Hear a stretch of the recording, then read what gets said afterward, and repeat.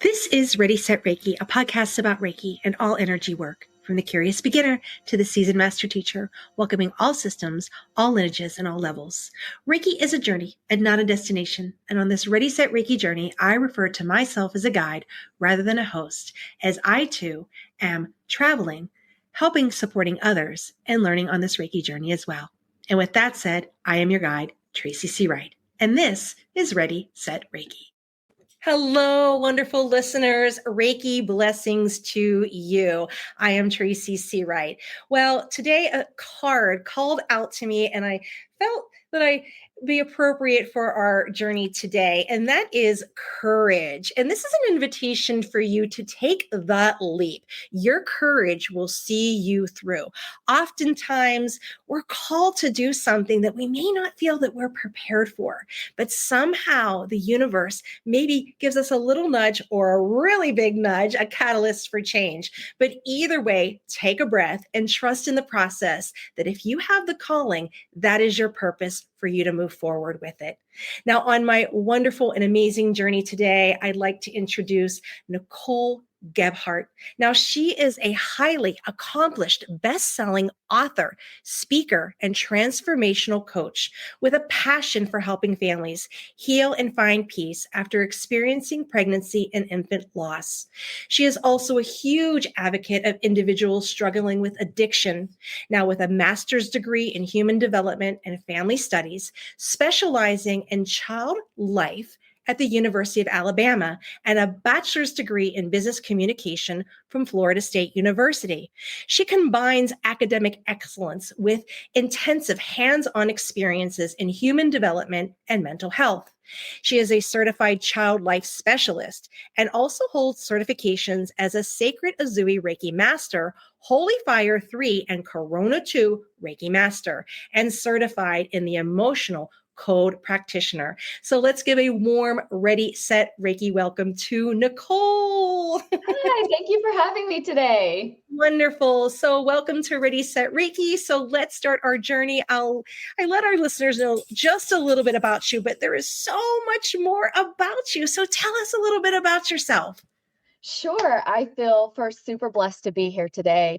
I have experienced quite a bit of trauma in my life, from rape, abuse, infant loss, miscarriage, and addiction.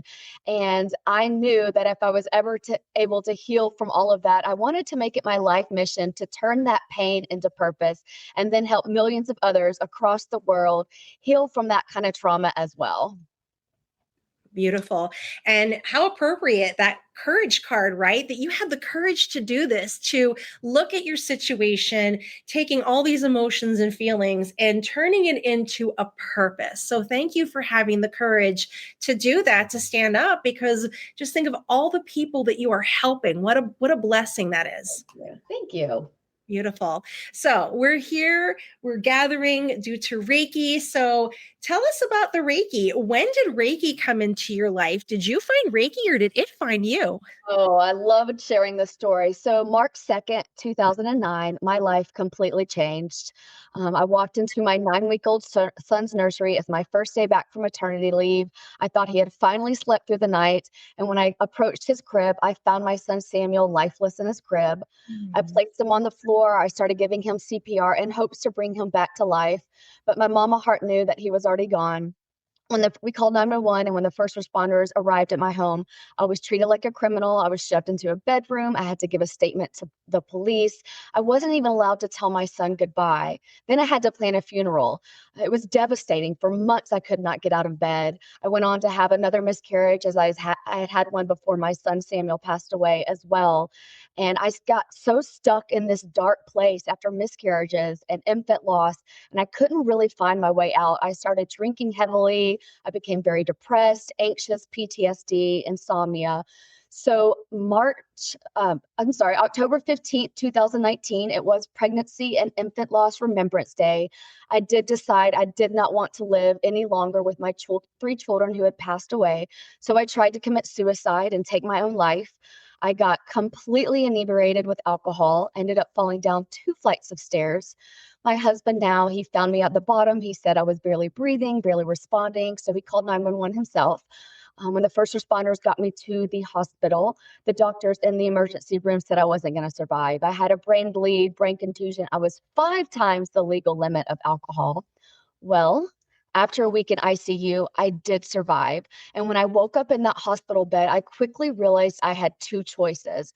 I could literally lay down and die, or I could get up, get clean, sober, healed from my past, and turn that pain into purpose. And so my healing journey began that day. And I did get clean, I did get sober, and I started working deeply on myself.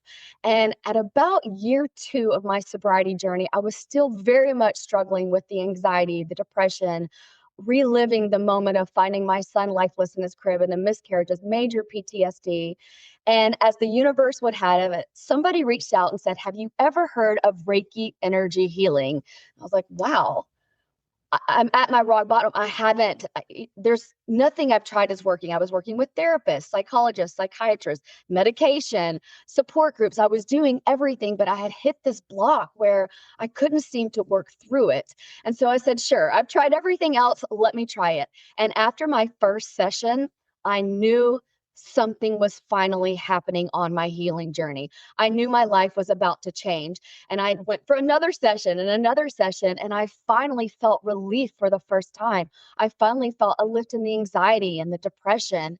And I knew then that that was going to be part of my journey. When I finally did heal from everything, I knew that Reiki was going to be a part of how I was going to help other women and other men heal from pregnancy and infant loss.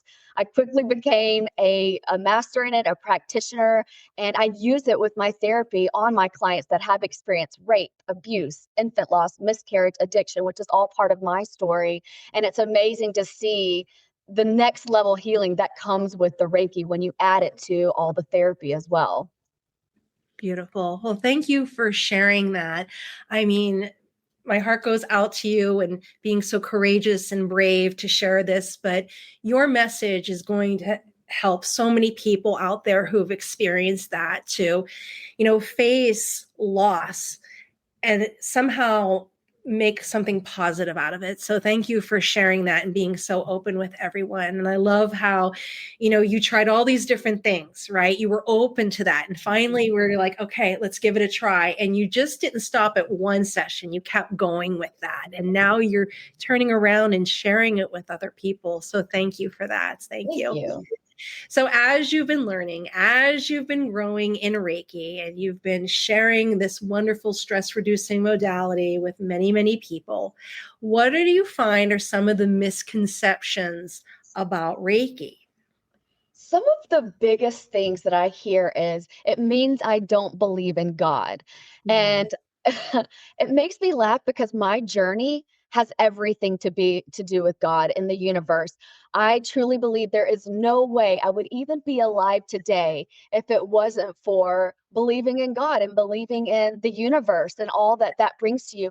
And it's interesting if you start really learning about Reiki, it is your higher power speaking through the Reiki master when we put our hands on you. So that has been the biggest thing. Oh, I could never do it. It means I wouldn't believe in God. I said that is far from it. I encourage listeners and others to do your research on Reiki. It really is a healing modality that does incorporate God and the universe. Right, right. That's a big misconception as well. I grew up in the church, very religious family, and just the word seeing it Reiki invokes like, oh, nope, that's not of God. But when you go and you learn about it, there's no religious dogma attached to it. And I mean, I'm conversing with God and Jesus every day. It is a part of my practice, and it gives you that ability to make it your own. When I'm standing there with 2 hands together, I'm connecting to God, bringing Jesus in, bringing Mother Mary in. So you have that ability to bring in that God of your own understanding. So thank you for sharing that. So as you've been doing this, as you found your life purpose, as you've gotten the courage to heal and move forward and helping others through very challenging and dark times, what has been the biggest challenge you have faced in your current profession? I think really you have to be ready. You have to be ready to heal. You have to be ready to get sober. You have to be ready to walk that journey. My husband and I, we were on the verge of divorce. I was drinking every single day because I couldn't function. I actually became a functioning alcoholic because that I was doing it so frequently. But it didn't matter. I had to be ready to start that addiction journey. I had to be ready to get sober. I had to be ready to get clean. I had to do that.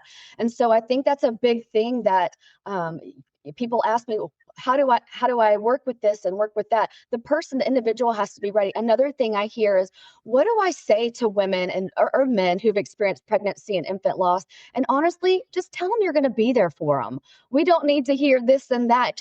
And remember those anniversaries. My biggest struggle wasn't necessarily on my son's birthday or his angel date, the day he passed. It was pregnancy and infant loss Remembrance Day. And I know it's because I had lost an infant as well as had the miscarriages. So make sure you're reaching out on those dates as well. When I share my story, I start to question, am I doing what I'm supposed to be doing? It's so heavy to constantly be talking about all of this trauma. And then someone will reach out to me like, your post on social media touched me, or I found your website, or I heard your story. Or then I'll see a cardinal. I've actually had a cardinal tattooed on me because I know it's the babies I miscarried. And then on my 3-year sobriety anniversary, I had angel wings tattooed on my back because I finally reached a point in my journey where I gave my son his angel wings and set him free to fly.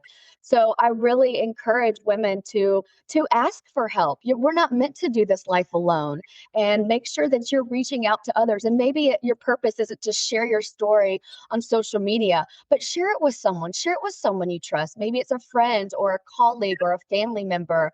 But just remember, we're not on this earth to do it alone. And be open to many healing modalities.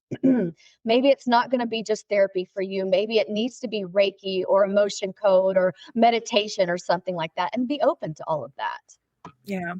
I had a miscarriage many, many years ago. And when that happened, it was a late loss.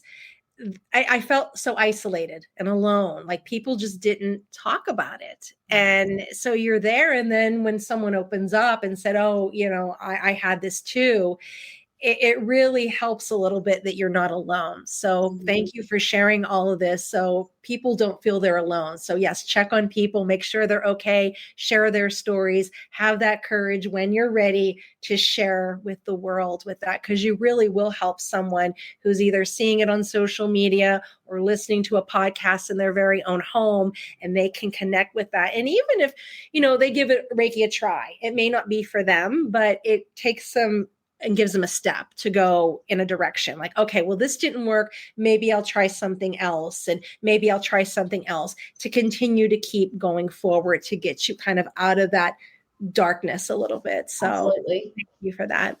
So as you have studied Reiki, you have different modalities that you have studied. What qualities do you look for in a Reiki practitioner or a Reiki master teacher that when you see that person are like, yes, that's the one I want to work with? I feel very blessed to have a very strong intuition. So it's a lot of people that I'll come in contact with. Maybe it's doing a yoga session, or maybe it's just being out at a bookstore or, a coffee shop. And I feel the energy of others. So when I'm personally looking for a Reiki master, a Reiki practitioner, I'm looking for someone that has that positive energy that I can connect with. I'm very much an empath as well. So it's really neat. Like even with my clients, almost immediately if you're going to be able to work together. And it's the same with finding a Reiki practitioner. You want to find someone that you connect with and that you're able to trust. And one thing that I do with my Reiki sessions in the beginning, we're going to talk about your story. We're going to talk about your journey, because I want you to know that you can trust me. I want you to know that, we're doing this together. Beautiful, beautiful. I love that. Yeah, just trusting the process here. So all these wonderful modalities, all this wonderful work that you're doing, and someone's listening to this and they're kind of moving in that direction of this work. What advice would you give to someone who's just entering this profession? I would say do your research. Research what each Reiki level 1, level 2, level 3, holy fire, research all of that, but also research. Another one for me has been emotion code. As I continue to heal and work through with the Reiki and the coaching and all of that, I hit another block. It was about my 4-year sobriety anniversary, and I realized I had definitely worked through the pregnancy and the infant loss. I could remember it so clearly, but there were things I had pushed down that I just couldn't handle. And it's our subconscious really trying to protect us. And as I started doing more Reiki, I realized, okay, I'm still missing something. And it's kind of funny. I love how the universe just sends us these winks, these God winks. My husband came across the book Emotion Code. He's like, oh my gosh, this is so your jam. You have to read this. I think it's really going to be, life changing for you. And I started reading the book. I was like, yes, yes, yes. And when I started doing Emotion Code on myself, I realized I had blocked a lot of childhood trauma, a lot of sexual abuse and physical abuse and emotional abuse as a child, because as an adult or as I was growing, I just couldn't handle it. So it was pushed down.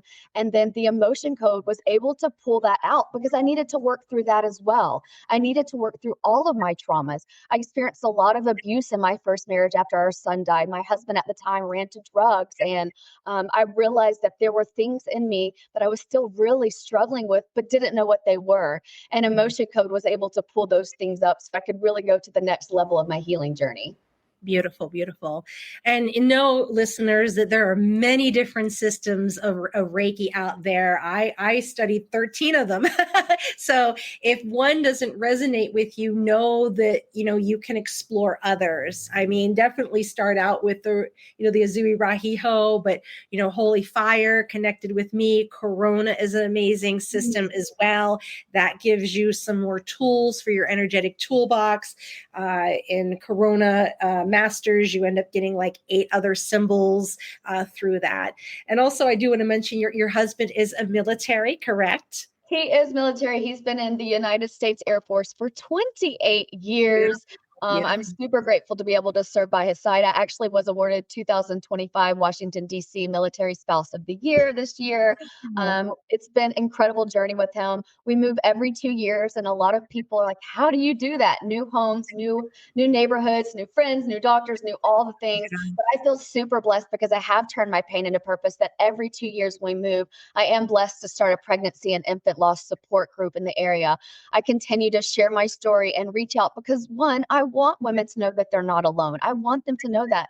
But I also want others to know that you can literally walk through hell, rape, molestation, abuse, infant loss, miscarriage, addiction, but still come out on top and still live that life that you're worthy of living and know that you are beautiful and enough. And it's been such a blessing. I just started another one here, and it's amazing to see these women just really transform and to finally feel that peace that they've longed for. Right. And thank you for doing that. I mean, as military wives having to pick up and move, I'm here in El Paso, Texas. We have Fort Bliss, and we have a lot of military here, and they'll come in and they'll be here for maybe 2 years or 5 years, and then they move on. And I have 2 friends from Germany that have come in, and now one moved off to Oklahoma. So thank you for offering that, because having that loss, where do you go when you're kind of this nomad that goes from here to there? So, and thank your husband for his service. Thank you so much. We appreciate all that he does for our country. So what books do you recommend? Oh my gosh, Mirror Work. Mirror Work from Louise Hay changed my life. It is a book that I have read over and over and over. During the healing journey, some of the biggest things that have helped me is mirror work, talking to yourself. You're already getting ready in the morning or the evening and say I am beautiful, say I am worthy, say I'm enough. Another thing that has been huge for me is journaling. And as easy as that sounds, it can be one of the hardest things, but just take out a journal and start journaling your thoughts. Another huge thing when I started reading books was gratitude. I've read several books on gratitude.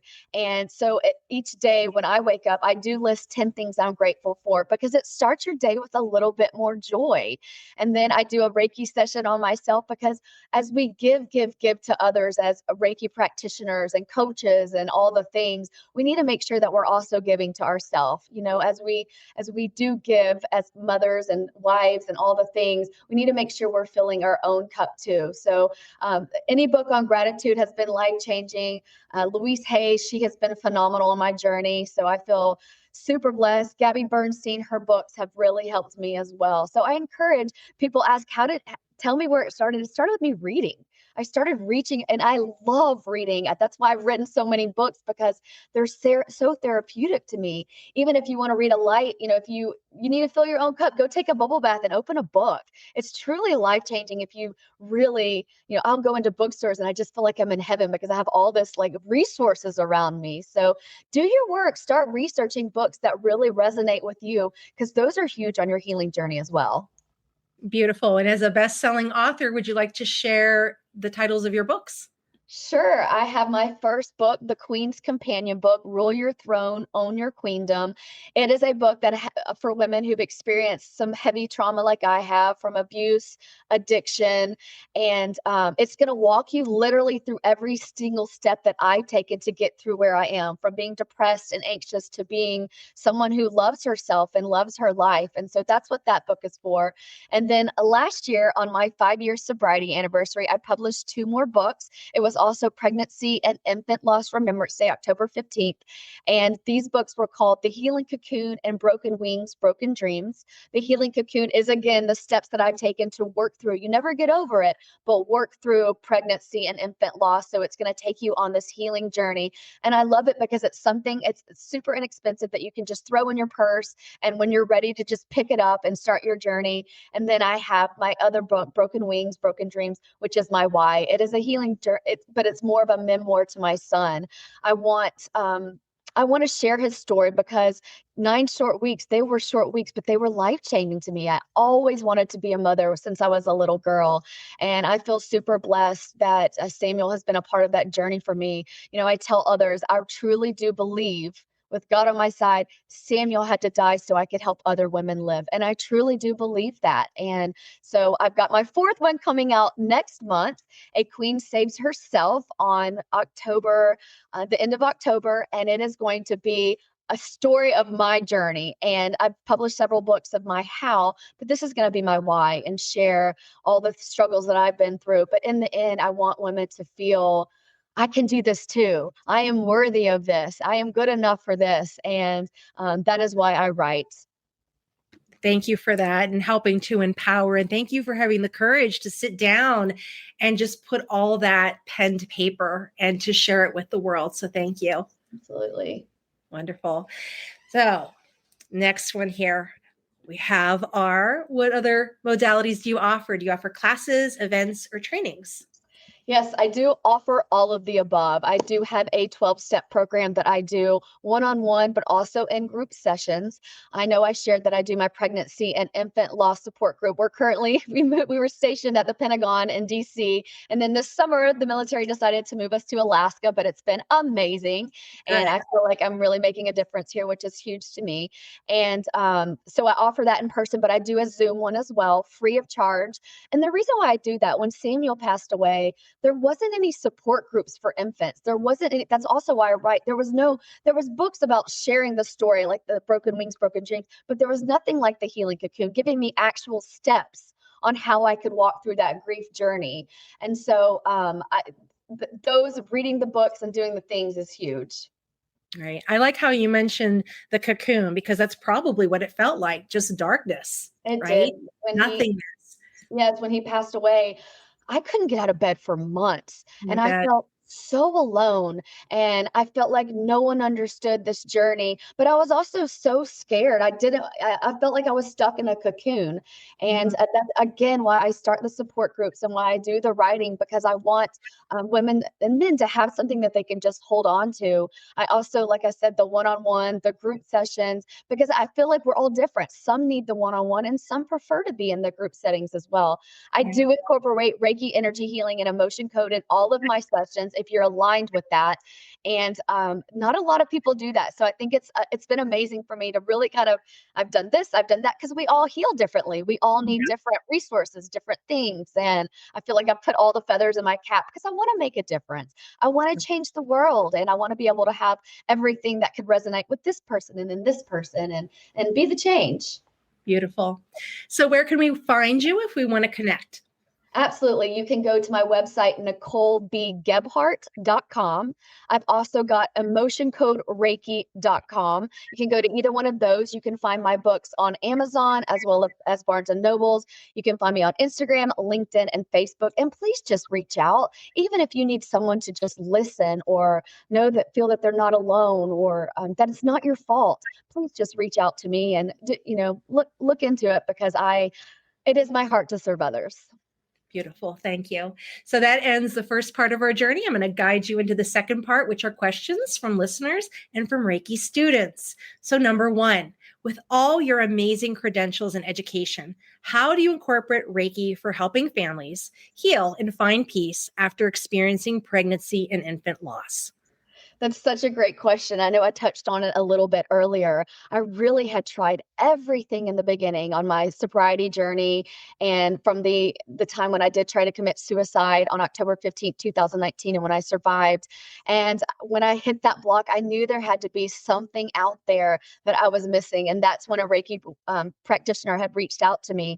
And so that really hit home for me. Like I said, I did a session, I did another session, and I kept feeling such a amount of peace. So I knew that had to be a part of the journey of helping others who've experienced pregnancy and infant loss. I wanted them to know there's more than just one way of healing. There's so many other ways of healing. And that touched me so much that I knew I had to incorporate it with my clients. Beautiful. Now, our next question involves one that may be new for this Ready, Set, Reiki journey about the certified emotion code practitioner. The question is, how can a certified emotion code practitioner help me with my journey in healing?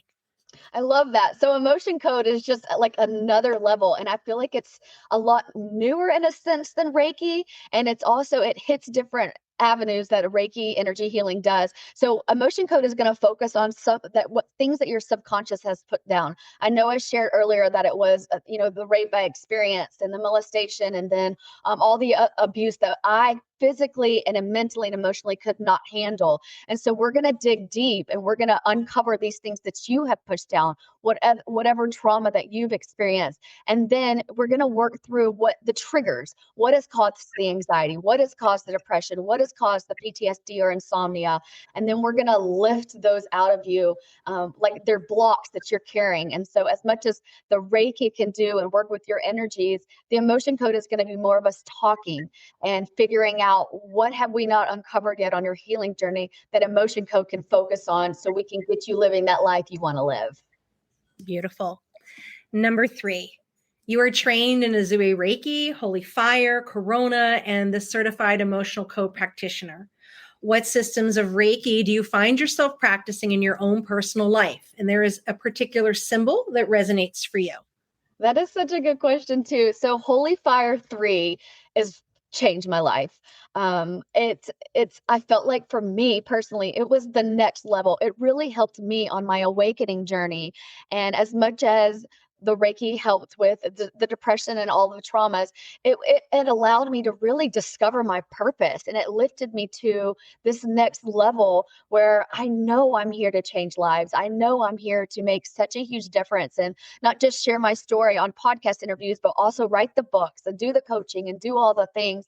And so each morning, like I said, I do my gratitude. Thank you, Lord, for being alive and with a roof over my head and somebody that loves me.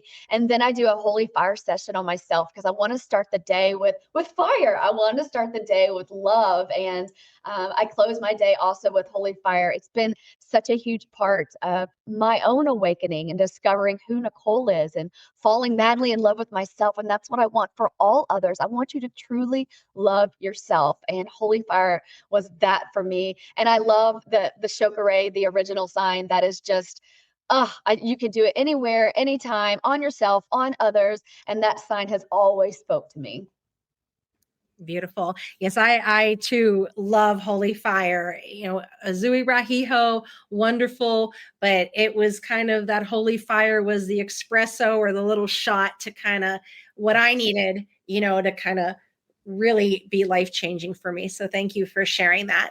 Well, that was our last question. And as we've been talking, is there something that you may have forgotten or something you'd like to share? The floor is yours. Thank you. I just want to encourage others to stay open minded. Reiki energy healing is actually being practiced in major hospitals these days. They are using it in the inpatient, outpatient, emergency room. It is a practice that is being, used all over the world now. And so if you're on your journey of healing and you have reached a block like I did, similar in my story, try something else. Maybe it's Reiki, maybe it's emotion code, maybe it's meditation. There's so many different healing modalities out there.